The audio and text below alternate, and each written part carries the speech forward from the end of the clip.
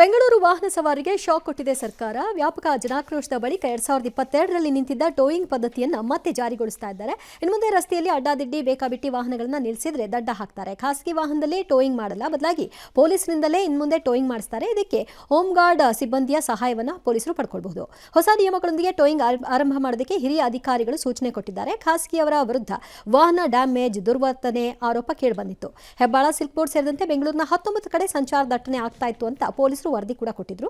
ಇದನ್ನು ಆಧರಿಸಿ ಈಗ ಇದನ್ನು ಜಾರಿಗೆ ತರಬೇಕು ಅಂತ ಗೃಹ ಸಚಿವರು ಈ ಬಗ್ಗೆ ಪ್ರಸ್ತಾಪ ಮಾಡ್ತಾರೆ. ಬಟ್ ಯಾವತ್ತಿಂದ ಅಂತ ಇನ್ನೂ ಹೇಳಿಲ್ಲ. ನಲ್ಲಿ ಟ್ರಾಫಿಕ್ ಸಮಸ್ಯೆ ಬಹಳ ಇರ್ತಕ್ಕಂಥದ್ದು. ಪೊಲೀಸ್ ಇಲಾಖೆ ಮತ್ತು ಬಿಬಿಎಂಪಿ ಒಂದು ಕೋಆರ್ಡಿನೇಟೆಡ್ ಎಫರ್ಟ್ಸ್ ಮಾಡಿದ್ರೆ ಟ್ರಾಫಿಕ್ ಸಮಸ್ಯೆಗಳು ಬಗೆಹರಿಯುತ್ತವೆ. 90 ಕಡೆ ಹೆಚ್ಚು ಒತ್ತಡ ಬೀಳ್ತಕ್ಕಂಥದ್ದು, 8-9 ಕಡೆ ಇನ್ನು ತುಂಬಾ ಹೆಚ್ಚು ಸಮಸ್ಯೆಗಳಾಗುವಂಥದ್ದು. ಅದರಲ್ಲಿ ಹೆಬ್ಬಾಳ್ ಜಂಕ್ಷನ್ ಇರ್ಬೋದು, ಸಿಲ್ಕ್ ಬೋರ್ಡ್ ಜಂಕ್ಷನ್ ಇರ್ಬೋದು, ಈ ರೀತಿ ಒಂದು 9 ಕಡೆ ಹೆಚ್ಚಿನ ಸಮಸ್ಯೆಗಳು ಆಗಿದೆ. ಮಳೆ ಬಂದ್ರೆ ಶುರುನಲ್ಲೇ ಟ್ರಾಫಿಕ್ ಸಮಸ್ಯೆಗಳು ಇನ್ನೂ ಹೆಚ್ಚಾಗ್ತದೆ.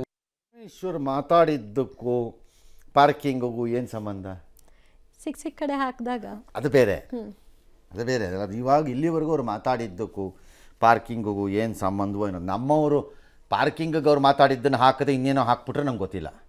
ಹಾಕೋವಾಗ ನಮ್ಮ ಮಾಡ್ರ ಇದ್ರ ಕೆಲಸಕ್ಕೆ ಯಾವುದೋ ಎಡವಟ್ಟು ಕೆಲಸಕ್ಕೆ ಇರ್ಬೋದು, ಗೊತ್ತಿಲ್ಲ. ನನಗಂತೂ ಕಾಣಿಸ್ಲಿಲ್ಲ ಈಗ ಇಲ್ಲಿವರೆಗೆ. ಸಮ್ ಡೇ ಈ ವೆಹಿಕಲ್ ಸ್ಟೋ ಆಗಲೇಬೇಕಿತ್ತು. ಝೀರೋ ಟೋಯಿಂಗನ್ನು ಕೊಡುವಂತಹ ಸೌಭಾಗ್ಯವನ್ನು ದಯಪಾಲಿಸುವಂತಹ ಅದ್ಭುತ ಒಳ್ಳೆಯ ಬುದ್ಧಿ ನಮ್ಮ ಜನರಿಗೆ ಇದೆ ಅಂತ ನಾನು ನಂಬಿಲ್ಲ. ಅವರು ಹಂಗೆ ಇದ್ದಾರೆ, ನಾನೇನು ನಂಬಕ್ಕಾಗಲ್ಲ. ನಿಜ. ದಿಮಾಕು, ಕೊಬ್ಬು, ಅಹಮ್ಮು, ಮದ, ಇದರಲ್ಲೇ ಅರ್ಧ ರಾಂಗ್ ಪಾರ್ಕಿಂಗ್ಗಳು. ನೀನು ಯಾವನೋ, ನಿಮ್ಮ ಅಪ್ಪಂದ, ನಿಮ್ಮ ತಾತಂದ, ಪ್ರಶ್ನೆನೇ ಮಾಡಂಗಿಲ್ಲ, ಬರೀ ಇದರಲ್ಲೇ. ಮತ್ತು ಬಹುತೇಕ ಮೇಜರ್ ರೋಡ್ಸು ವೈಡನಿಂಗ್ ಆಗಿವೆ. ವೈಡನಿಂಗ್ ಆಗಿರೋದೆಲ್ಲ ಪಾರ್ಕಿಂಗ್ಗೆ ಅನ್ನೋ ಕಾರಣಕ್ಕೆ ವೈಡನಿಂಗ್ ಆದಂಗಿದೆ. Roads are meant to be for traffic movement, not parking. ಈ ಬೇಸಿಕ್ ವಿಚಾರಕ್ಕೆ ಬಂದ್ಬಿಡ್ಬೇಕು ನಾವು ಬೆಂಗಳೂರಲ್ಲಿ. ಜನರೇ ಅರ್ಥ ಮಾಡ್ಬೇಕು. ಎಕ್ಸೆಪ್ಟ್ ಯಾವ ರಸ್ತೆಯಲ್ಲಿ ಅದಕ್ಕೆ ಅವಕಾಶ ಕೊಡಲಿಕ್ಕೆ ವಿಪರೀತವಾದ ಸ್ಥಳಾವಕಾಶ ಇದೆಯೋ ಅಲ್ಲಿ ಬಿಟ್ಟು ಮಿಕ್ಕಿದ ಕಡೆ ಕೊಡೋಕ್ಕಾಗಲ್ಲ. ಡಬಲ್ ಸೈಡ್ ಕೊಡೋದು. ಹೌದು, ಎರಡು ಕಡೆ. ರೆಸಿಡೆನ್ಷಿಯಲ್ ಏರಿಯಾಗಳಲ್ಲಿ ಇಟ್ಸ್ ಆಲ್ ರೈಟ್, ಹೆಂಗೋ ಮ್ಯಾನೇಜ್ ಮಾಡ್ಕೋತಾರೆ ಪಾಪ ಜನ.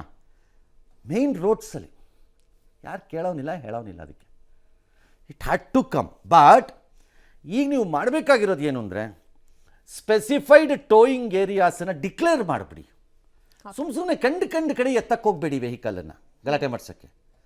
ಫಾಲೋಯಿಂಗ್ ಆರ್ ದ ರೋಡ್ಸ್, ಈ ಕೆಳಕಂಡ ರಸ್ತೆಗಳು ಹೇಳಿಬಿಡಿ. ವಾರ್ಡ್ ವೈಸ್ ಕೊಟ್ಟುಬಿಡಿ.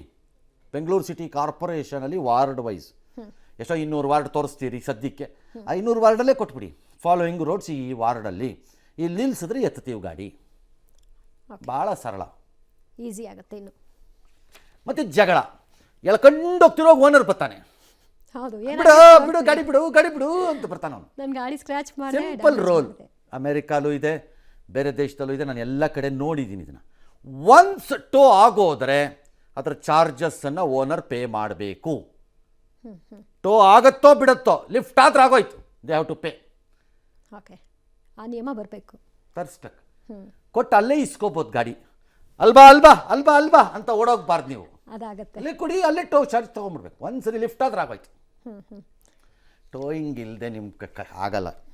ಇಟ್ ಅಷ್ಟು ಏನೋ ಮಾಡ್ತೀವಿ ಅಂತೀರಿ, ಅದು ಎಷ್ಟು ಸೈಂಟಿಫಿಕ್ ಆಗಿ ಇದನ್ನು ಮಾಡ್ಬೇಕಂತೀನಿ ಗೊತ್ತಿಲ್ಲ ನನಗೆ. ಅದಕ್ಕೆ ಹತ್ರ ಮ್ಯಾನ್ ಪವರ್ ಇದೆಯಾ ಇಲ್ವಾ ಅಂತ. ಇದ್ರ ಜೊತೆಗೆ ನಗರದ ಬಗ್ಗೆ ಭಾಳ ಕಾಳಜಿ ತಗೋತಿರೋ ಹೋಮ್ ಮಿನಿಸ್ಟರ್ ಸಾಹೇಬ್ರೆ, ಆರ್ 100,000 ಪಟ್ಟು ಆಸಕ್ತಿ ವಹಿಸುವಂತಹ ನಗರದ ಇನ್ಚಾರ್ಜ್ ಮಂತ್ರಿಗಳೇ, ವಿಚ್ ಈಸ್ KSLDK. ಹೌದು, ಯಾವ್ಯಾವ ರೋಡಲ್ಲಿ ಫುಟ್ಪಾತ್ ವೆಂಡಿಂಗಿಗೂ ಜಾಗ ಕೊಡಲ್ಲ ಅನ್ನೋದನ್ನು ನೋಟಿಫೈ ಮಾಡಿ.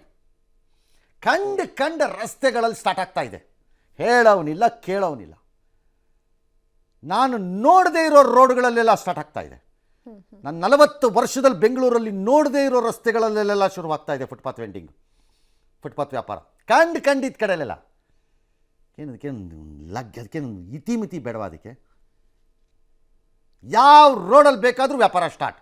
ಒಂದು ಸ್ಟಾರ್ಟ್ 3, 4, 6, 8, 10 ಮುಗೀತಾ ರೋಡ್ ಕತೆ.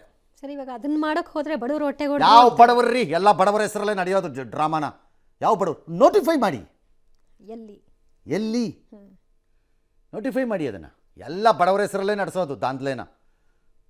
ನೋಟಿಫೈ ಮಾಡಿಸಿ, ಅದಕ್ಕೆ ಅಂತಲೇ ಬಿಡಿ ಎಲ್ಲಿದೆ ಅಲ್ಲಿ ಜಾಗನ. ಕಂಡು ರಸ್ತೆಯಲ್ಲೆಲ್ಲ ಅಲ್ಲ. ಇದನ್ನು ಹಿಂಗೆ ಬಿಟ್ಕೊಂಡು ಹೋದರೆ ವಿಧಾನಸೌಧದ ಮುಂದಿರೋ ರಸ್ತೆಗೂ ಬರುತ್ತೆ. ಅಲ್ಲಿ ಯಾಕೆ ಬಡವರು ಬರಬಾರ್ದು?